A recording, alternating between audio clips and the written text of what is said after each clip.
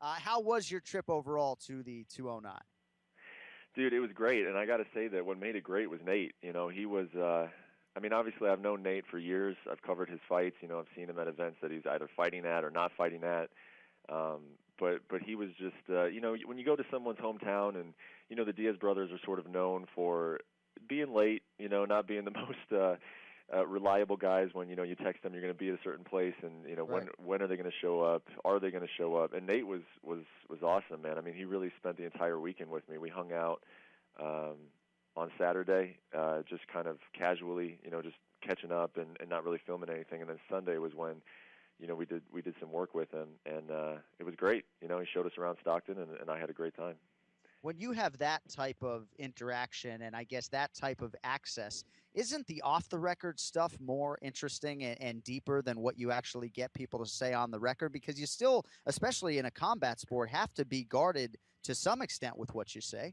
For sure, yeah, and that's always the case. And as a journalist, that's really frustrating because you hear something and you really want to share it with everybody, but you also got to respect what these guys want to keep private. And it's just kind of like balancing that line. Like there were a few times with Nate, this weekend where I was like, Nate, this is a great story. You got to tell me this on camera.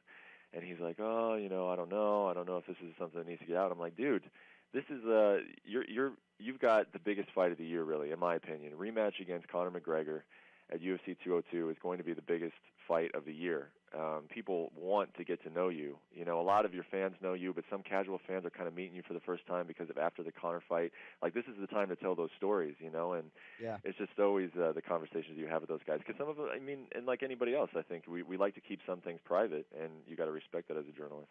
So this rematch, I would agree with you. It's the biggest fight of the year. I actually think it might do 1.7 million pay-per-view buys, which would set the all-time record. I think it's going to beat UFC 200. So August 20th in Vegas. Now, last betting line I saw, I know you're a betting man, at the Monte Carlo about 10 days ago, McGregor minus 145, Nate Diaz plus 115. Seems like a lot of wise guy types like Nate Diaz, but at least right now, you can get him at plus money. Yeah, and it's a betting line that kind of surprises me a little bit. I think we saw the size difference and the fact that now, with all this talk about Conor's preparations and now he's going to take it seriously and he's going to be ready for the big, long, lanky southpaw, Nate gets the benefit of all those preparations as well. He's not coming into this fight on short notice. And one thing, if you did see that photo of he and I standing next to each other by that mural, I mean, I'm not a small guy. I'm 5'11". I weigh, about 175, 177 pounds. Nate Diaz was towering over me. I mean, he made me look like a small man in that photo. Yeah. And when you compare that with Conor, I mean, I do think that the size is a big deal here. I think that that's something that Conor really has to overcome in this rematch. So to see him as a favorite and somewhat of a significant favorite when you're talking about minus 140, it is a little surprising to me. Brett, is it crazy to say that maybe the long camp could hurt Nate Diaz, a guy who trains like an absolute animal, a guy who trains a lot? Could you say that maybe it could build up and lead to kind of maybe him not being as sharp? Because, I mean, this guy's doing triathlons. He trains all day long. Having the body fresh, we saw it with Michael Bisping. The fighters are kind of figuring out that maybe they don't need to train as hard or as much. Do you think it could affect Nate Diaz in a negative way?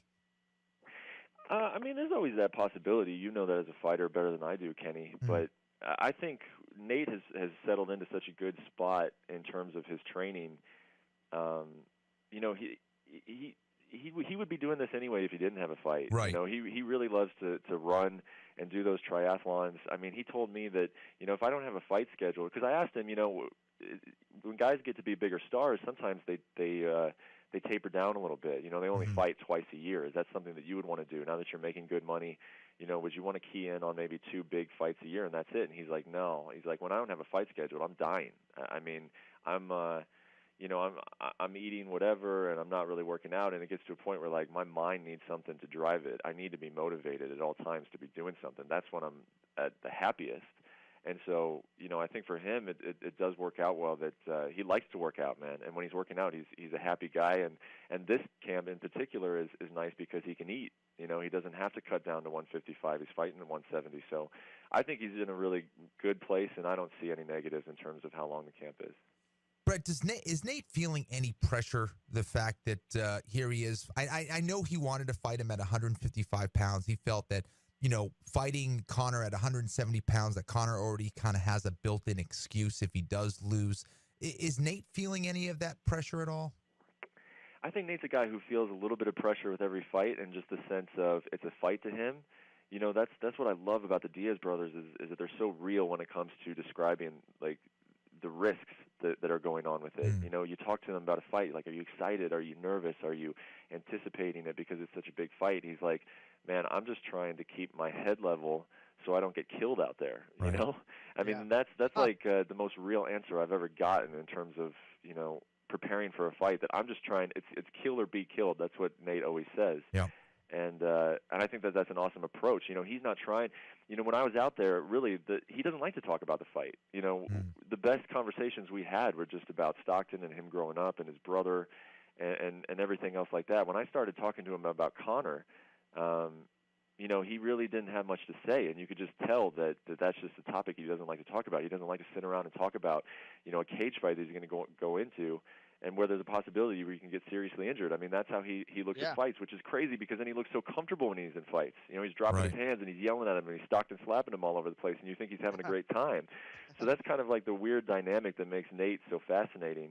But is he feeling pressure? Yeah, I think he always does. I think he always has that realistic thing where, I could get hurt in this fight. I need to make sure I'm at my best.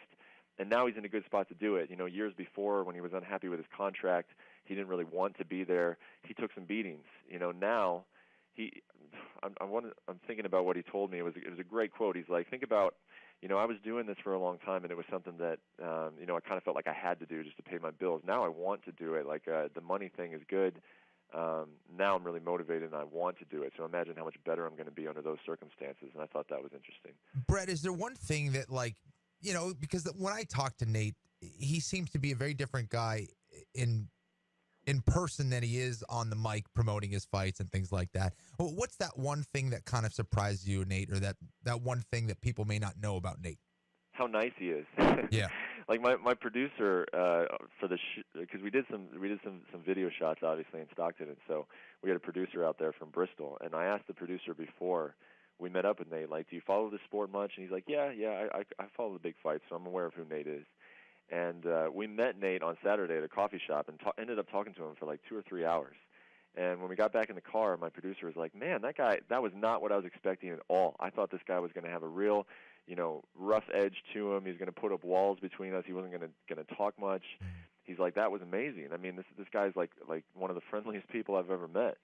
And that's Nate. He really is a very friendly guy. He just most of the time when we see him is on fight week, and he's really turned that switch, and he's got that killer instinct now, where he puts off this persona of the middle fingers and like that rough edge that you get. But when you're away from a fight, he's actually a really cool, non-confrontational guy at this point in his life.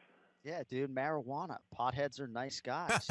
Pretty simple. ESPN's Brett Okamoto with us here on the Anik and Florian podcast. Great insights, by the way, into Nate Diaz. And I'm going to keep it on Nate just a little bit longer if I could. So rematchers traditionally, I believe the numbers back this up, aren't great for the guy who won the first fight. Certainly money is a big part of the equation here for Nate, but yes, I would imagine, to Kenny's point, more pressure on him than a rematch here than even, say, a UFC lightweight championship fight. Might not even be as big as the Conor fight, but, if Nate Diaz fought Eddie Alvarez next weekend, I'm not convinced that Nate wouldn't be favored to win the UFC lightweight championship. Any talk about that UFC lightweight title when you were with Nate recently?